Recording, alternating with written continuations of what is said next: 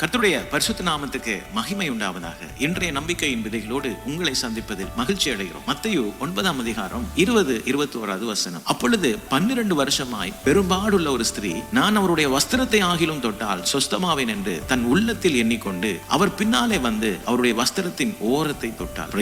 பெரியமானுள்ளே வசனம் சொல்லுகிறது, பெரும்பாடுள்ள ஸ்திரீ 12 வருஷங்களாக ஒரு உதிரப்போக்கோட ஹல்லேலூயா தன்னுடைய ஆஸ்திகளை செலவழித்து விட்டார். தன்னுடைய முயற்சிகளிலே தோல்வி அடைந்திருக்கிறார். அவள் இஸ்ரவேலில் பார்க்காத ஒரு வைத்தியன் இல்லை. இஸ்ரவேலில் அவளுக்கு கிடைக்க வேண்டிய அத்தனை ஆலோசனைகளையும் அவள் கேட்டுவிட்டார்.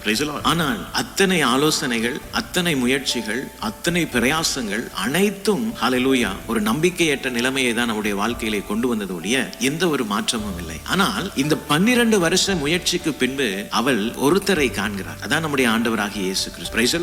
அவர் அந்த இடத்திலே கடந்து போகிற நேரத்திலே அவள் உள்ளத்திலே சொல்லிக் கொள்ளுகிறாள், அவருடைய வஸ்திரத்தின் ஓரத்தை ஆகிலும் நான் தொட்டால் சொஸ்தமாவேன்.